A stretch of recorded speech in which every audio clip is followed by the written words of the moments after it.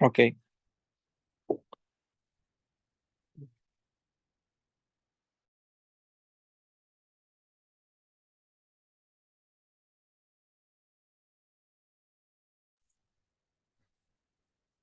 Bueno, pues vamos a continuar. Estamos observando sobre los diferentes tipos de apego.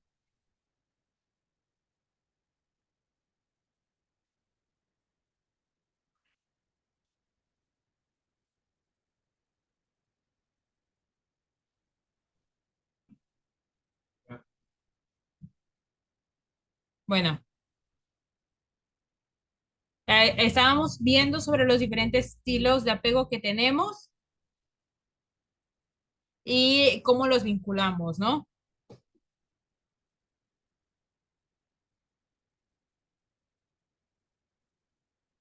Eh, tenemos aquí lo que es una cuadrática en la parte inferior izquierda sobre los apegos, el apego evasivo evitativo y tenemos como que una cruz tratando de diferenciar entre cuáles son los que tienen nivel bajo de ansiedad, nivel alto de evasión, nivel bajo de evasión y nivel de ansiedad alto.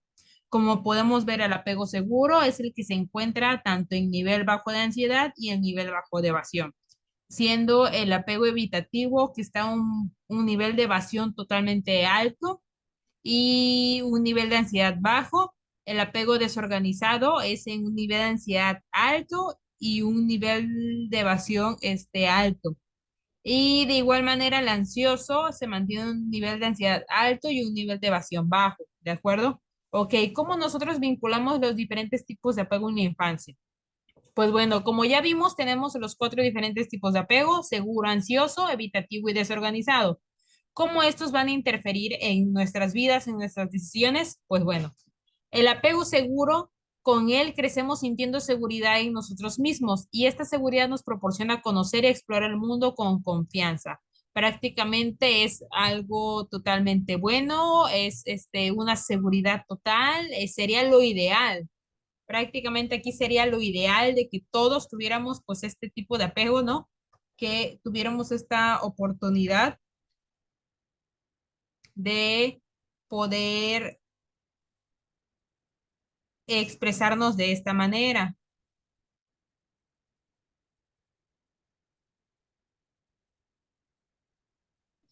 Aquí en el apego ansioso tenemos, crecemos sintiendo inquietud hasta nuestras figuras de apego. Aquí, como ya vimos en el ejemplo que vimos en el video anterior, tenemos inquietud porque no sabemos qué va a pasar con nuestras figuras de apego. Entonces, esta inquietud nos proporciona rabia, ansiedad a nivel emocional y poca exploración del mundo. En el apego evitativo crecemos sintiendo desconfianza hacia nuestras figuras de apego y esa misma desconfianza nos hará explorar el mundo sin profundizar demasiado en las cosas. Nos va a hacer muy evitativos, muy desconfiados, muy solitarios y pues eso nos va a traer pues estragos a niveles mayores, ¿verdad? Y pues el desorganizado, que vimos que no solamente son padres no presentes, sino un rechazo tal cual hacia pues el niño. Entonces, esto nos hace crecer sintiendo mucha confusión hacia nuestras figuras de apego, preguntándose por qué, si son mis figuras de apego, pues me tratan de tal manera, ¿no? Y esta confusión nos hará sentir un caos interno que nos impedirá saber cómo actuar. Y de esta manera, pues se pueden crear otros escenarios totalmente diferentes, ¿de acuerdo?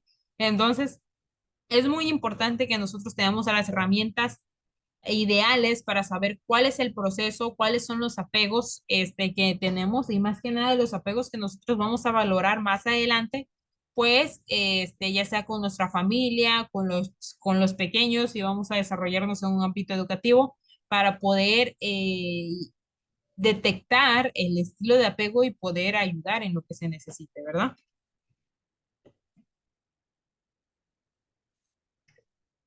Ok, tenemos lo que es el desarrollo psicológico entre los 2 y los 6 años. Estamos hablando de la niñez temprana y la niñez intermedia. La niñez temprana es de los 2 años a los 6 años y la niñez intermedia es de los 6 años a los 12 años. Pues bueno, el desarrollo psicológico entre estas dos etapas son sus principales cambios son en cuatro aspectos fundamentales: desarrollo físico, desarrollo cognitivo, desarrollo motor y desarrollo psicosocial. Pues bueno, ¿cuáles son las principales diferencias que nosotros podemos observar entre estas dos etapas? En primera instancia, físicamente, en la niñez temprana, los huesos se mantienen en crecimiento. Esto provoca que el niño mantenga un aspecto robusto en gran etapa de su niñez temprana y duerma largas jornadas al día para poder recuperar sus energías. O sea, como podemos ver, los niños normalmente son chonchitos, están llenitos, se la pasan durmiendo, porque de esa manera es como ellos recuperan esa energía. Ok. ¿Cuáles son las diferencias que es contra la niñez intermedia? Bueno, los niños de niñez intermedia son más imperativos y el cuerpo se mantiene en crecimiento paulatinamente. Debido a estas actividades diarias, duermen alrededor de 10 a 12 horas y comienzan los primeros cambios físicos.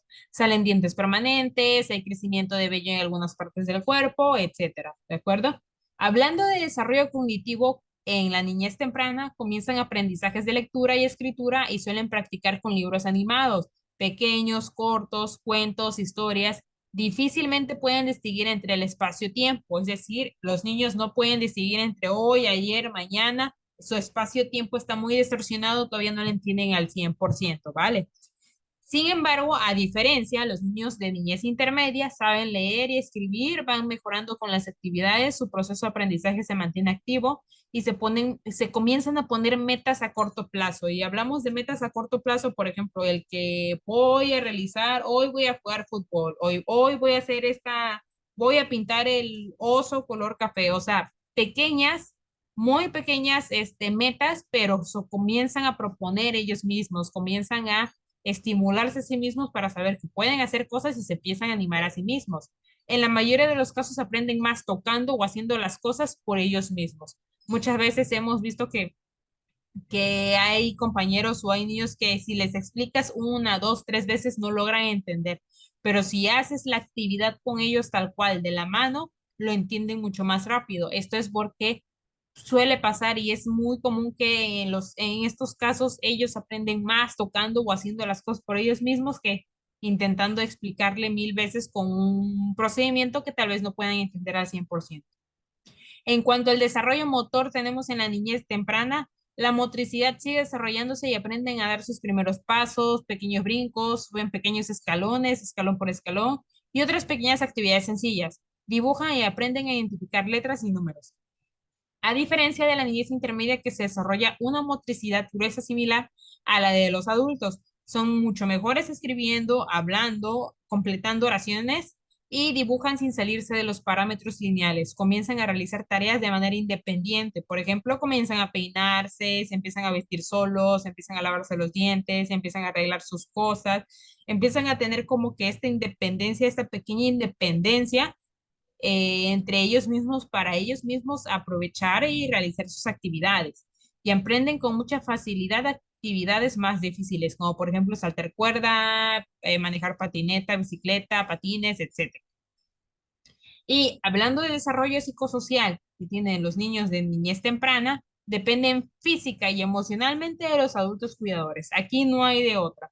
Hablando de la niñez temprana, de los 2 a los 6 años o incluso desde antes, los niños dependen completamente física y emocionalmente de los adultos.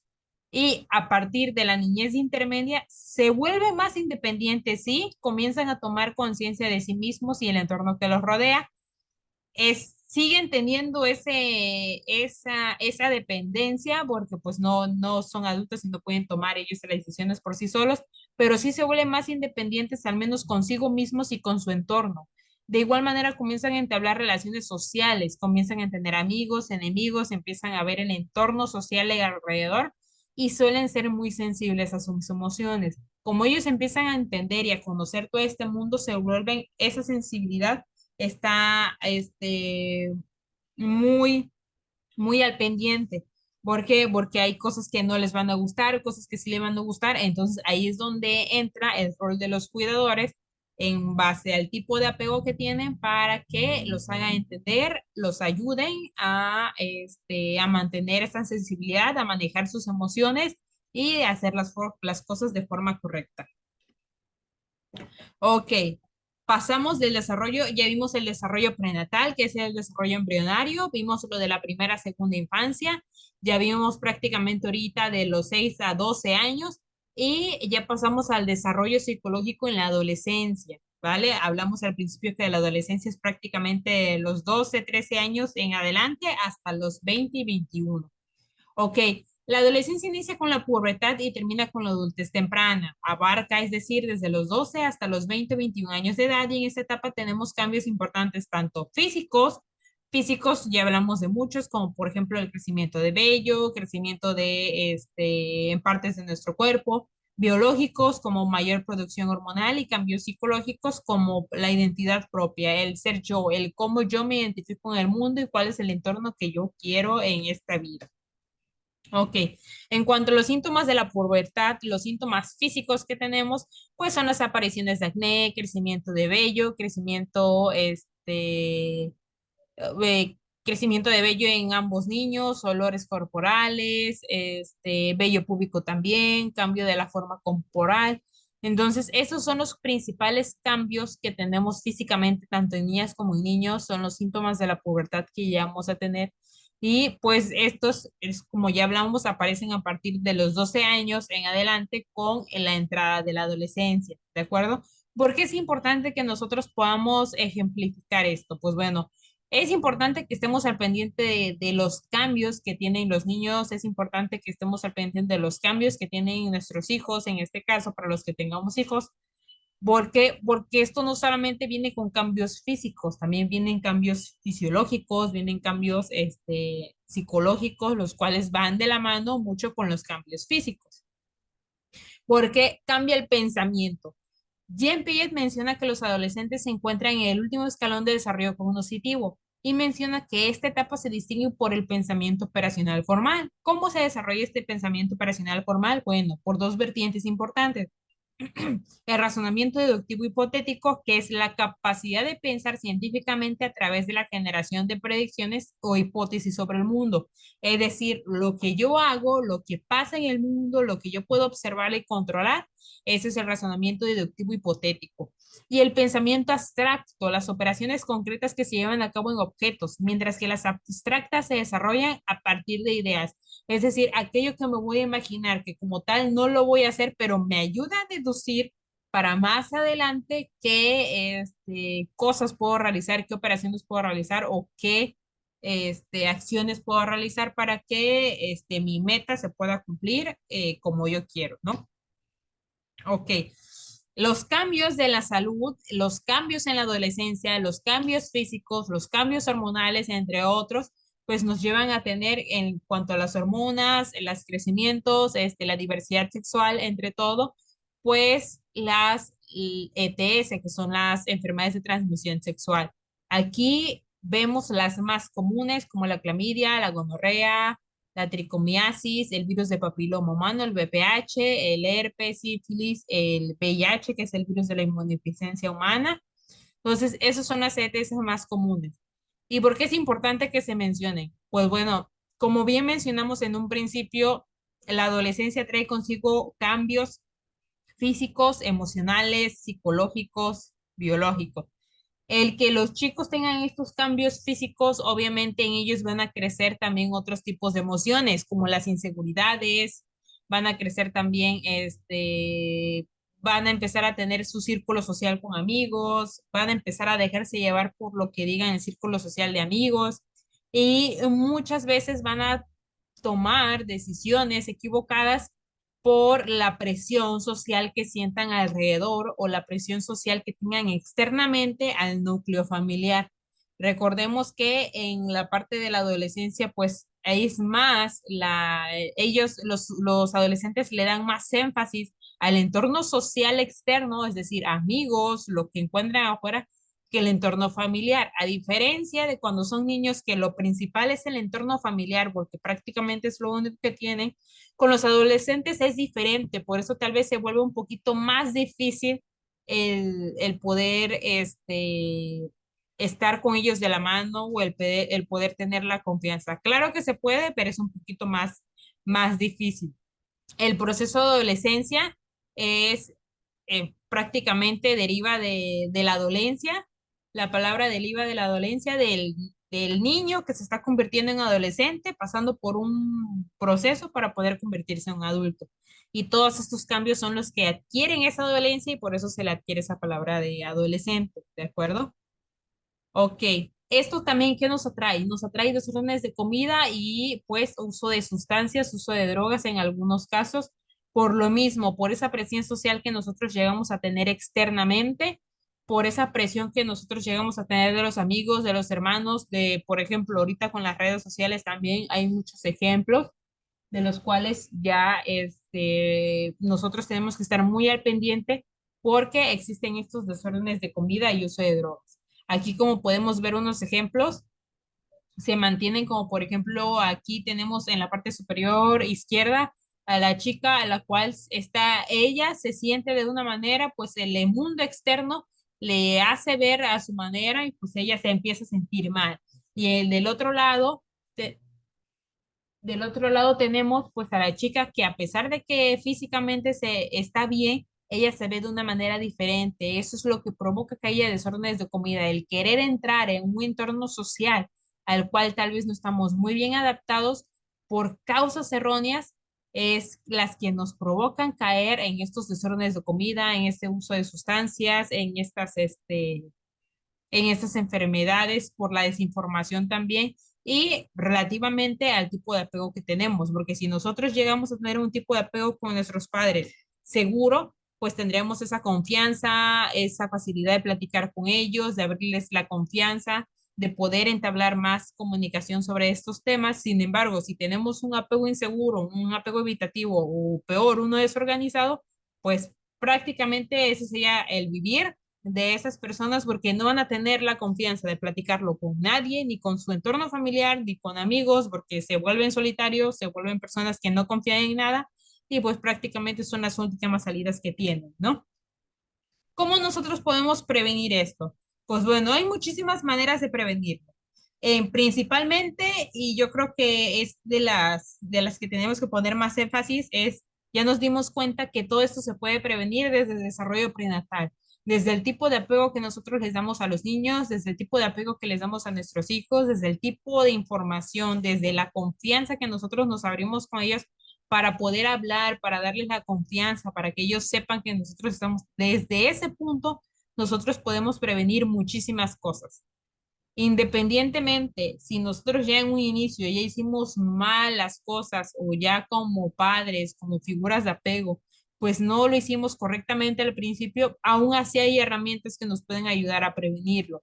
Por ejemplo, aquí en esta parte izquierda tenemos cómo prevenir los trastornos alimentarios.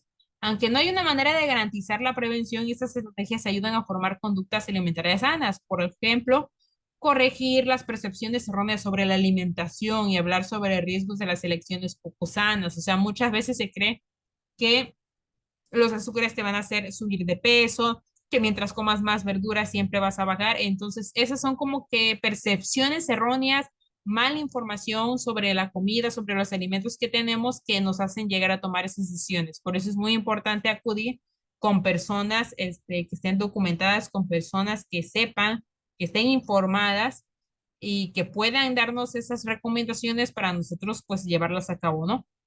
Fortalecer los hábitos familiares y estimular la alimentación equilibrada, prácticamente desde el núcleo familiar, fortalecer esos hábitos y estimular esa alimentación. Aprender a identificar indicadores tempranos de un trastorno de alimentación para buscar ayuda necesaria en caso de que yo crea, de que yo vea que ya tengo indicadores tempranos de un trastorno de alimentación, es buscar la ayuda necesaria. ¿Y dónde vamos a buscar esa ayuda necesaria? Inicialmente en el núcleo familiar. Cultivar y reforzar una imagen corporal saludable, evitar criticar tu cuerpo y promover mensajes de aceptación y respeto. Hay que entender que no todos los cuerpos son iguales, todos son diferentes y es importante que nosotros entendamos el nuestro para poder saber qué necesita. Y en cuanto a recomendaciones para prevenir que los hijos en el consumo de drogas es primero que nada, empezar por poner el ejemplo, conocer amistades, educarles con valores positivos hacia la vida. O sea, si vemos cuenta, tan solo estas tres, cuatro primeras, las cinco primeras van desde la infancia, desde el tipo de apego. conocer, educar, motivar, escuchar. O sea, todas estas van desde la infancia temprana, desde cómo nosotros nos relacionamos con nuestros hijos, fortalecer autoestima, hablar con sus hijas e hijos sobre las drogas. Es importante tener esa comunicación, enseñarles a decir no, enseñarles a tener ellos ese pensamiento crítico, enseñarles a que no deben de obligarlos y que ellos tienen toda la firme decisión de poder decir no o sí a ciertas actividades, promover y realizar actividades sanas y divertidas. Obviamente, mientras más actividades tengan, mientras más sanas sean estas y divertidas sean las actividades, menos va a empezar en ese tipo de actividades, ¿no? Que puedan llegar a poner en riesgo su salud. Y aprender a identificar señas de alarma, no solamente para ellos, sino para personas cercanas. Muchas veces, pues son los amigos los que como empiezan a impulsar a eso, entonces es importante que ellos aprendan a identificar de que, oye, pasa esto, tengo un amigo que me está como que queriendo decir esto, para que pues nosotros podamos hacer de las mejores elecciones, ¿verdad? Ok, como conclusión, ¿qué podemos ver? Bueno, hemos visto a lo largo de esta presentación el desarrollo físico, biológico y psicológico de la primera infancia hasta la adolescencia, observando los puntos más importantes durante el avance de esas etapas y cómo se conjugan entre ellas. La familia es y será siempre un pilar muy importante para el desarrollo pleno de la misma y asimismo el cómo nuestras decisiones y el ejemplo que nos aporten de ellas podrá ser muy importante para las decisiones que los jóvenes tomarán en su futuro, ¿de acuerdo? Prácticamente es lo que vimos, cómo es que el núcleo familiar o la importancia del núcleo familiar en los diferentes tipos de apego, en el periodo prenatal, en las decisiones y el ejemplo que nosotros damos a los pequeños, cómo no es posible que, bueno, es más bien increíble que hasta hace poco no se sabía que los primeros años de vida de los niños son los más importantes, pues que ellos van a adquirir toda esta información. Entonces, ahorita que ya podemos tener nosotros esta idea, podemos tener esta información, pues nos puede llevar o nos puede más que nada decir el por qué muchas veces los jóvenes de ahora llegan a tener actitudes pues fuera de lo normal, ¿no? Es muy importante que antes de que nosotros lleguemos a juzgar el por qué el comportamiento de un niño, el por qué el comportamiento de un adolescente, podamos ver el trasfondo de cómo es su círculo, de cómo es su familia, de cómo es ese núcleo familiar, de cómo es su estilo de apego, de prácticamente cómo es que ellos están al margen de toda esta información y obviamente los padres, y en caso de que no, pues poder adquirir alguna ayuda, ¿no? Porque pues de esa manera, esa es la única manera, tomando conciencia, teniendo más información a la mano y saber tomar mejores decisiones para que el futuro pueda ser mejor.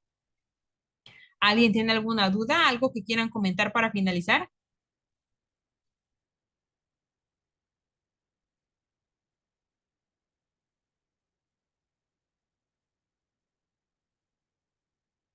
¿No? ¿Nada? ¿Todo bien? Pues de mi parte, lo que me queda y lo que no sabía son los tipos de apego. Entonces, yo me quedo con eso y definitivamente, pues, estos estudios ayudan, ¿no? Porque sí, sí, como planteaba usted al principio, pues antes se entendía que el niño era un adulto en pequeño. Y realmente no se le daba esa importancia hasta esos estudios que se han visto, con, creo que se llama Ian Payet, y no recuerdo otro autor que mencionó, pero pues definitivamente es un tema de que pues es abarcarse de todos y pues profundizar un poco más, ¿no?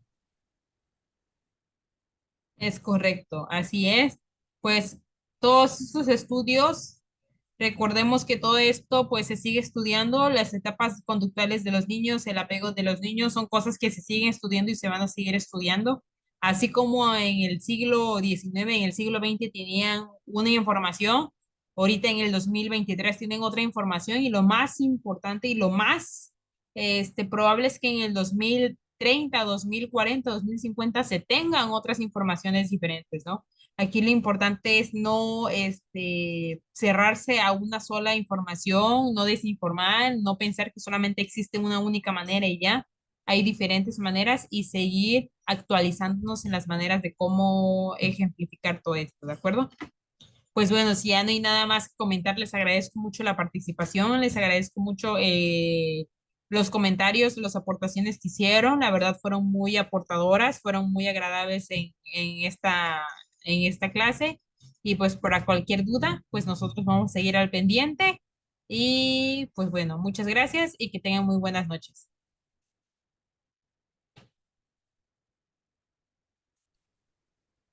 Muchas